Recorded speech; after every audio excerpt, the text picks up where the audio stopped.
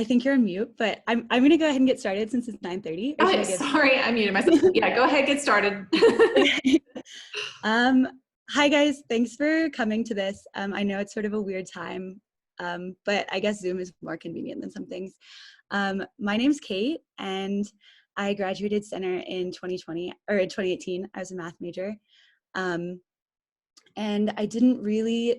I wanted to figure out a way to use math to study problems that I thought were like really interesting human problems that I'd been learning about in other classes at center. Which is how I stumbled across the PhD program I'm in now. It's called Social and Engineering Systems. And it's sort of a small but growing program. So they wanted me to come back and talk to current center students about it, to kind of let you guys know about it and spread the word, just because it is growing and because it's something that I think would be of interest to a lot of center students since it's really interdisciplinary, and that's a lot of what center students do. So I wasn't sure how many of you guys would show up or where you would be coming from. So I kept the presentation. I have some slides that they sent me, and I kept that super short, so that if you guys just have any questions or want to talk about things that are specific to your interests, you could definitely do that. And if you have questions about anything, just like hop in at any time. As evidenced by my difficulty with recording this, I have not hosted many Zoom meetings, so I'm going to see if I can share my screen, but hopefully it'll work.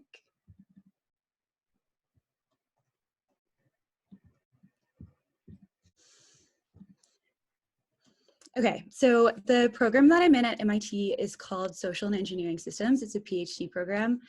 There's also a really similar master's program that I'll talk about at the end of the presentation if you're more interested in a shorter program.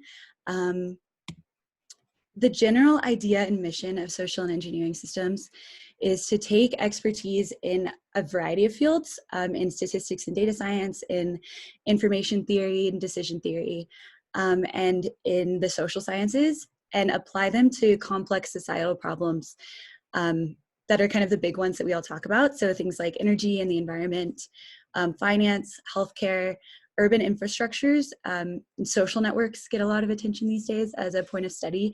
And these problems really require knowing a lot about a lot of things. Like if you're going to apply statistics and data science to problems like this, you have to know a lot about statistics and data science, but also about the social sciences.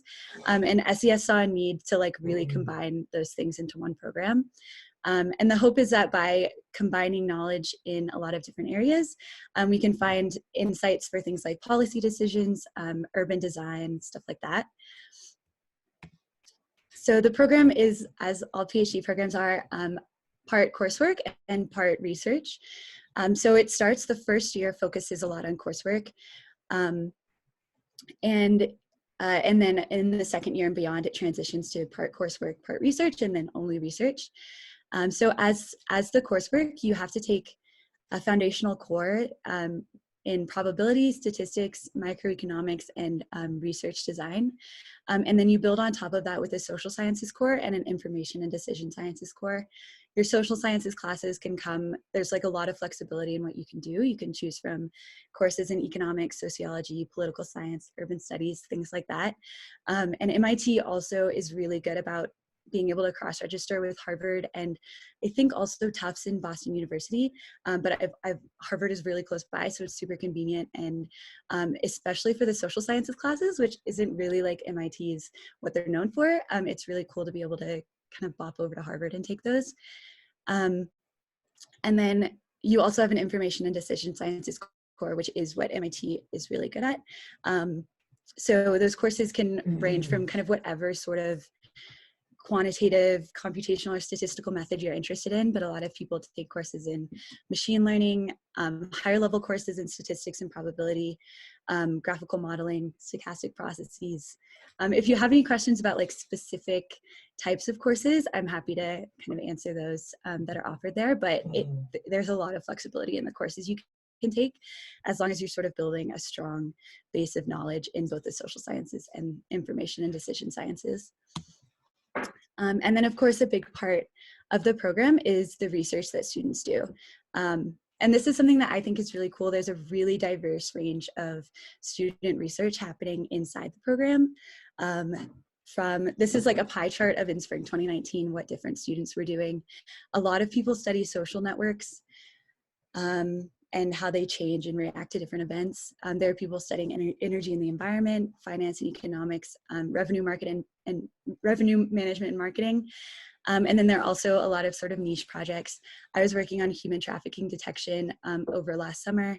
There are several people in machine learning for healthcare, which is a pretty growing field. And if you have any questions about like specific domains that you're interested in applying data science to, that you think this program could be a good fit for, and you want to know if there's research going on or like what that looks like in our program, definitely pop in and ask. But just some examples of the types of research that students are doing, that these are just some specific examples that I think are really cool to give you like an idea of what research might look like in the program. My friend Max is using economic modeling to study small farms and climate change. So how small farmers are adapting to climate change in the way that they conduct their business, and then also the agglomeration of small farms into larger farms due to climate change. Hussein is studying ethics and fairness of machine learning algorithms. There are a lot of machine learning algorithms that are now being used to make like real world and pretty impactful decisions. One example is there are machine learning algorithms that are used to approve or deny people for credit cards. And they've been shown to pretty systematically approve men for credit cards more than women, even if gender information is taken explicitly out of the data. Similarly, a pretty famous example is there are these algorithms that are used to flag people as high-risk second offenders, people who have committed some sort of criminal offense, and judges use those algorithms to decide whether people should be let out on bail and get parole. And those algorithms have been shown to be pretty racist in general. They flag non-white offenders as high risk more often than white offenders, again, even when race information isn't included. So he studies those types of algorithms and how to make them fair or blind to those types of characteristics without losing accuracy. Paolo uses graph theory and network analysis to study social networks. So he uses like call data records, how people are calling each other and how they're linked by that type of communication. And he specifically studies how they change when there are disruptive events. Specifically, he's looking at war zones. But it's a pretty non-trivial problem to try and do causal inference on networked data because there's so many like statistical dependencies. So he studies that. He's a really smart guy. I can't elaborate more because it's a little bit over my head. Menchie studies information systems like Waze and Google Maps and how they affect travel patterns and urban congestion. On the one hand, you're giving everyone the fastest route, which is really nice, but you're also giving everyone the same route, which does wonky things to the way that people move around. So yeah, she has some really cool work on the effect of those systems on the urban environment as a whole. And I study urban mobility, so how people move around cities and how kind of socioeconomic status and socioeconomic inequality shape the way that we move around cities and our access to resources in cities, and also how the way we move around cities kind of reinforces socioeconomic status and access to opportunity. So those are some examples of like a pretty diverse range of research that's going on inside the program. Again, now or at the end of the presentation, if you have any questions about specific research areas and whether there's research going on in those areas or what that looks like, definitely let me know.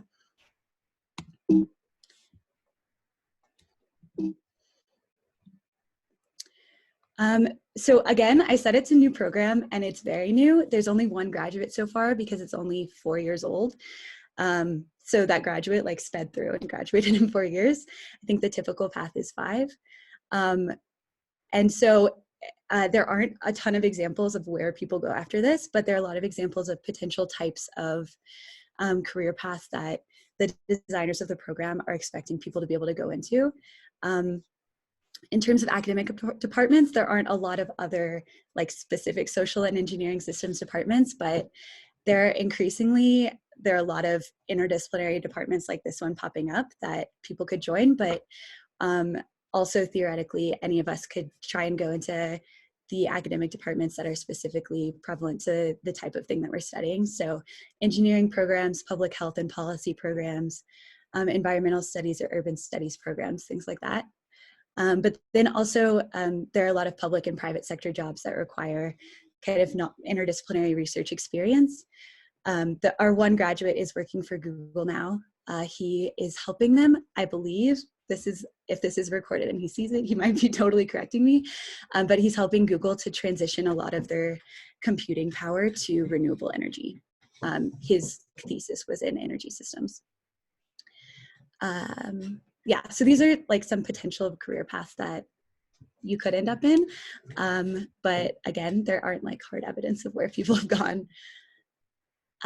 This I included just because I think it describes a lot of center students, which is cool. I think what they're looking for in people to come to the program is like you've done well in one of the fields that SES kind of encapsulates. You're motivated by complex societal problems, which is kind of their focus. You've sought out research experience in the past, and you have a track record kind of across different aspects of the program, but they don't require full-time work experience or a master's degree, which some PhD programs do look for. SES definitely doesn't. I came straight from center. Okay, and then two side notes that I think are kind of important programs to know about at MIT.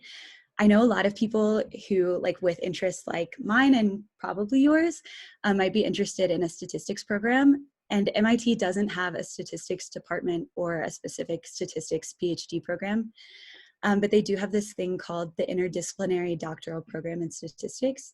And it's basically a bunch of the individual departments at MIT have joined this program.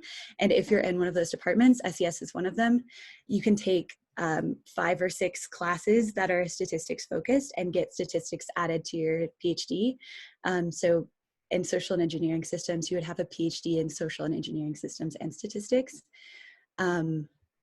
So it's generally, as long as you're kind of statistics minded and there's statistics is a big part of what your thesis ends up being, you actually don't have to go too far out of your way in order to try and get this.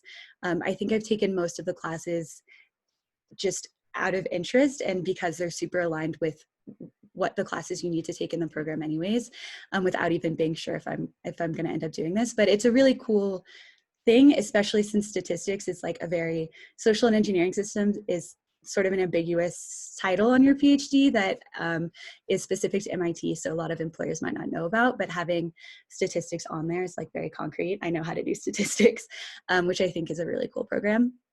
And then if you're also looking at other programs at MIT, you can still do it. There's economics does it, brain and cognitive sciences, math. There are a lot of different programs that are a part of this. And then also I mentioned that there's a master's program in my department that's pretty similar to social and engineering systems. It's called Technology and Policy, and it's about, again, like it's about the intersection of technology and policy. So that can be either applying technology to study policy, so applying statistics, things like that to study policy interventions, or it can be about the policy of technologies. There's a lot of budding policy questions about technologies like cryptocurrency, artificial intelligence, things like that, that a lot of people in technology and policy program are doing. A lot of the research that you would do in SES also fits very well into TPP, and it's a fully funded master's, which is really cool. And if you're applying to SES, you can like check a box and also apply to TPP at the same time. So I know less about the master's program, but I still know a little bit about it if you have any questions about it. And that's all. So that was kind of my pitch, but if you guys, definitely if you have any questions about like your individual interests and how they might fit into the program or anything that I didn't cover, I feel like I talked really fast. So definitely like feel free to chime in and ask. I have a question. Yeah. So with a doctoral program, before applying, do you like, which in your perspective, are we supposed to have like an idea of like a research topic we want to work on before we apply for the program, or is that like, does that happen after the program? After applying for the program, sorry. No, that's a good question. So from again, like I don't fully know the kind of behind the scenes of how the admissions process works. But from my understanding, I think that doctoral programs just want to know that you have like questions that you're really motivated by and you have ideas that you would like to work on, but you don't need to have a fully formed research idea. And I would say 9 times out of 10, after entering the doctoral program, people's ideas of the research they want to do completely changes. So I think it's like, you don't necessarily have to know what you are going to do. But I think it's good to have some ideas of things you might do, if that's helpful at all. Yeah, thank you. Yeah.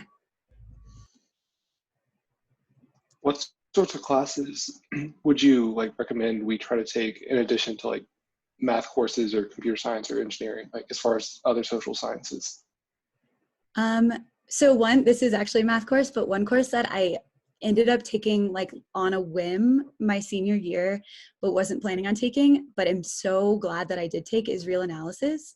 I think in a lot of different fields, if you're going to be doing anything math related at all, it's like super, super helpful to have the kind of proof background that you get in real analysis that I hadn't gotten in many of my other classes. So that's one class that I thought about Dr. McAllister like every day my first semester at MIT, because I needed that class so much.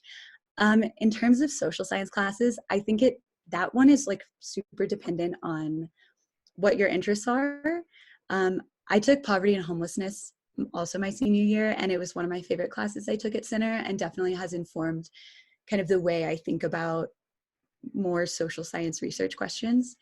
But yeah, I think the socials, it's tough because I think it's good to have social science kind of background and interest going into applying to a program like this, but that's not something, it's also something that you can kind of learn and explore while you're there, more than you sort of need a certain like the quantitative background is harder to pick up as you go. And it's also like you need certain discrete, it's more so you need to know certain discrete things, whereas the social science stuff, it's kind of more about just exploring the things you're specifically interested in. I don't think that's helpful, but yeah.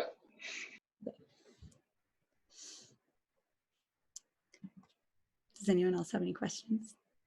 Yeah, I'm kind of curious, like how do you decided to like focusing on like urban mobilities, like as the research focus? Yeah, that's a good question. I grew up in Louisville, and I was sort of always interested in that kind of thing in Louisville, how people move around Louisville. There's this sort of divide in Louisville where there's like not many people travel between the East and the West. At least when I was growing up, it seemed like that was the case. And I was really curious about that and sort of the dynamics behind that. And then I ended up doing an internship my junior summer that was studying the way that cities grow and how like kind of the circulation of people throughout cities helps to feed into like income growth and growth of creativity and spread of disease, and how like kind of inequities in the way that circulation happens, how that might impact the growth of cities also. So it was that internship that like really got me interested in looking at those kinds of things. Yeah, and I think it's also an interesting area because there are a lot of data sets available now that weren't necessarily available 10 years ago about the kind of tracking the way that people move, which sounds a little big brothery, but that are really super interesting to work with as someone who's into data science. So yeah, that's how I got into that. I just think cities have there's a lot there in terms of kind of social inequality issues. Also, like in terms of like research methods, I was curious, like if you are more focused on like applying the already established like data science tools and applying to social science problems, or you are like actually inventing new tools and also applying the new tools too. Yeah, so for me personally, I haven't been applying like brand new tools. I've mainly been doing data analysis with tools that already exist. But in terms of inside the program as a whole, I think I would be in the minority probably. There are a lot of people who do like mainly theoretical work, like mainly are looking at kind of inventing new tools. And like I talked about Paulo, who studies causal inference on networks. There's like not a lot already existing in terms of how to do causal inference on networks. And so he's kind of creating new tools, as you said.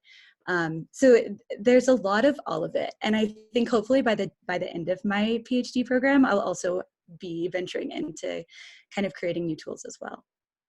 So like, is there any like deep learning like networks like used heavily through the program, like through people's research, or is more about like other things that are now like using a lot of computational like resources? Yeah, there are a lot of people who do machine learning stuff and deep learning stuff. And then there are also people who do more like mathematical stuff. It's really a big mix. There's a lot of machine learning at MIT in general. There's like the CS department is huge. So if you're interested in that kind of thing, there are a lot of professors who are working on it. Thank you. Mm-hmm. Question, if no one has. Yeah. So in relation to the last statement you made, so let's say like with a doctoral program you're doing, do you feel like you still have the opportunity to like take classes from other departments in the university, or like take like different classes that might relate to the doctoral program you are doing? Do you have that? Do you feel like you have that kind of freedom, or are you only restricted to, apart from the ones you're talking about with statistics and all that, do you feel like there's that freedom to take classes from outside the department, or do you feel like you're more restricted? Yeah, there's a ton of flexibility outside of the core that you mentioned, where you have to take probability, statistics, micro, and research design. There's a ton of flexibility in where you take your classes. Often the information and decision sciences classes come from the computer science department or the math department. But I think if there were classes in those fields that were outside of those departments or at another university, there would be a lot of flexibility because it's such a small program. The guy who runs the program, his name is Ali Jadbabai, and we can like meet with him in depth to discuss different classes we're interested in and whether they would fit into the program or not, like one-on-one, which is really awesome. So if there's anything we want to propose, we can just bring it to him and say, hey, this is why I think this would fit into my program. What do you think? The social science program especially is really flexible. I think I've taken a couple of my social science courses in economics, and I think I'll take my last couple in the urban studies and planning department, which is a really awesome department at MIT too, which is one of the reasons I decided to come here. But yeah, to answer your question, there's a ton of flexibility as long as you can kind of argue for your case for why it fits into the like program of study you've created, then you'll be able to take classes in any other department. Okay, thank you. Mm-hmm.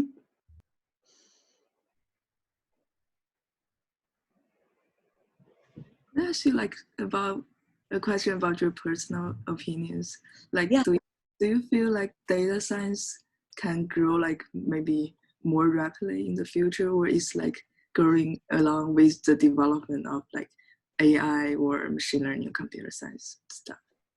Yeah, that's a good question. I actually was asked that during my interview weekend at MIT, and it was phrased as, is the data science bubble going to burst like extremely soon? Honestly, I have no idea. I'm kind of carrying on doing things that I think are super interesting. And from what I've seen, it's developed a lot, and there are a lot of cool things that people can do with data science, and people are kind of recognizing the limitations of it and adapting to them, I think, in my opinion. But yeah, I have no idea what's going to happen to the field in the future. Yeah, because I feel like a lot of data science programs are heavily based on like machine learning and natural language processing, which is already established like a few years ago. I feel like throughout maybe 2016, there isn't like a huge, like a major invention or something that gonna change the scenario. I don't know. So Yeah. I kind of feel not really sure about entering into data science, like my own concerns compared to computer science or mathematics. Yeah, I think that's the kind of the reason that this program has tried to focus sort of more holistically on like the idea of how can you learn to use quantitative methods to study important social science problems, which I think like that broader idea probably won't go away. But I think you're right. I think, yeah, there's something to be said about kind of deep diving into something specific, not knowing what the future of it's going to be. Thank you.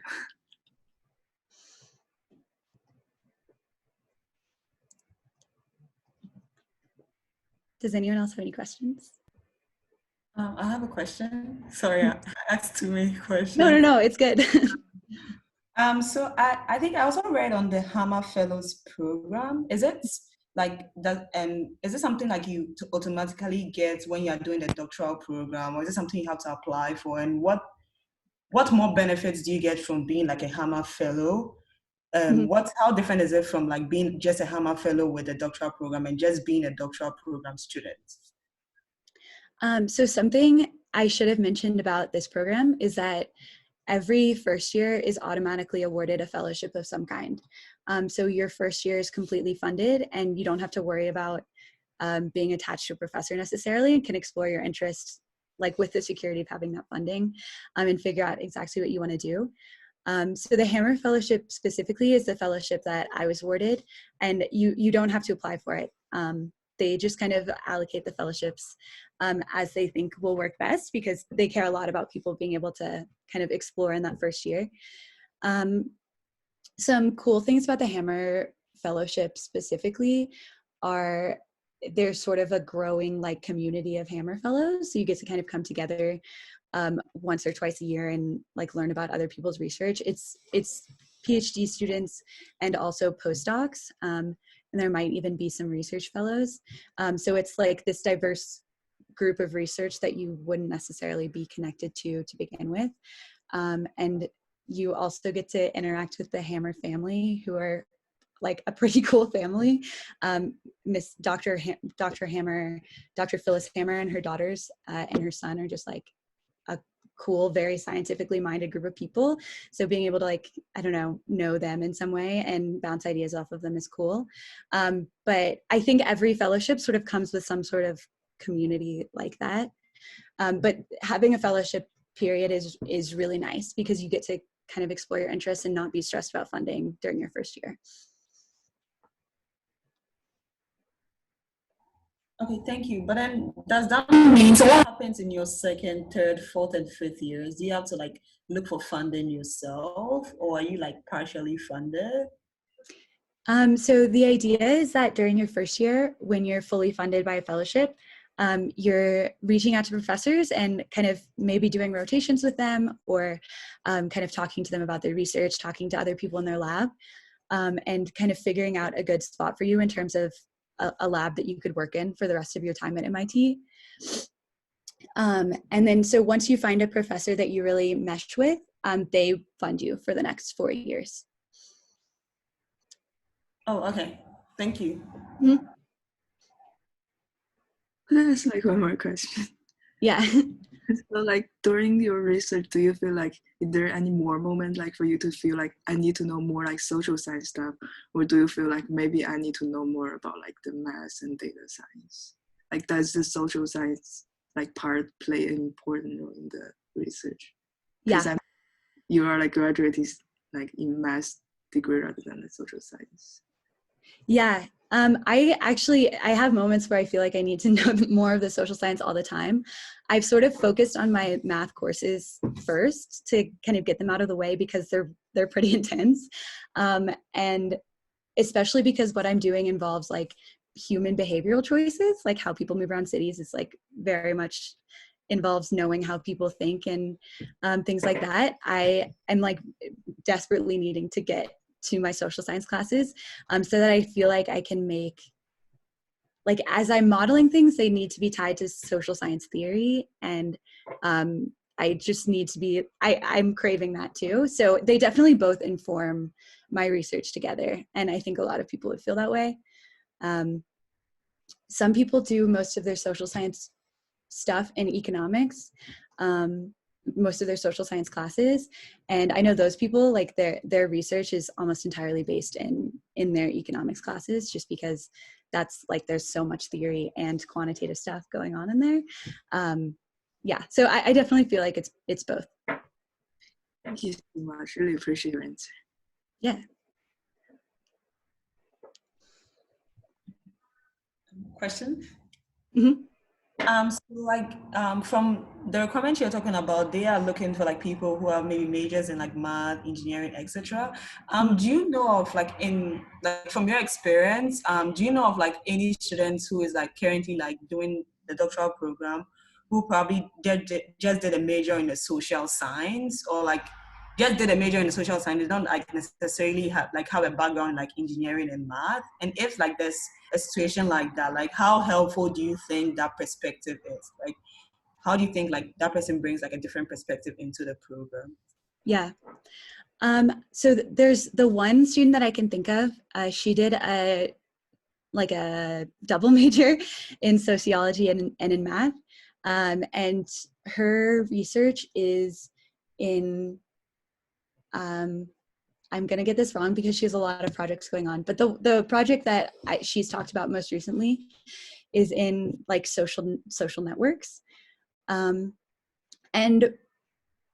I think that her sociology background is really cool. I think she's really thoughtful in the way that she goes about constructing like research problems and thinking about the models that she creates.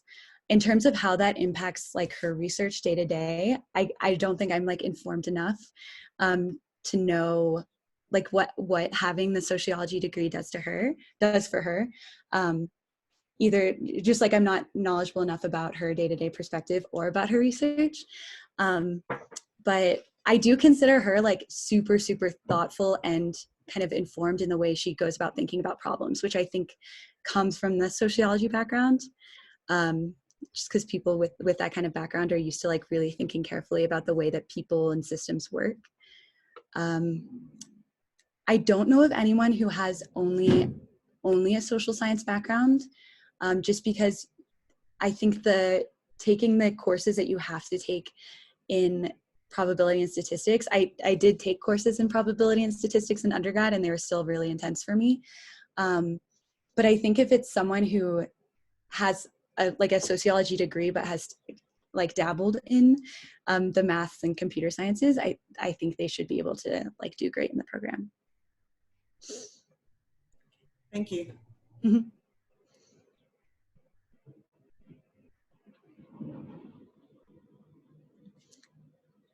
Are there any more questions? Okay, if there are no more questions, I'll wrap up, but I should have added my email. My email is cheine@mit.edu. If you like have any questions or want to talk about the program or want to talk about grad school in general, totally free. Feel free to reach out. Katie, I put it in the chat. Will you make sure it's correct? Yeah. Your email? Yes. Okay. It is correct? Yeah. Okay, perfect. So it's in the chat if you all want to get her email. Yeah. Okay, great. So yeah, feel free to reach out. And thank you guys so much for coming. I wasn't really expecting a turnout just because it's such a crazy time, but this was a good turnout. Yeah. Wow. Well, thank you so much. I really appreciate that you did this. Yeah, of course. Thanks for having me. I hope you guys think about SES. Come join me in Boston. It's a cool place to be. Yeah. And this is recorded, so it'll be uploaded on the CCPD's YouTube channel. So if you need to refer back for her email or any other information, it'll also be up there as well. All right. Well, I hope everybody stays safe and healthy. And Katie, thank you so much. Hopefully we'll talk soon, and you guys have a wonderful rest of your Tuesday. Bye, guys. Thank you. Thank you.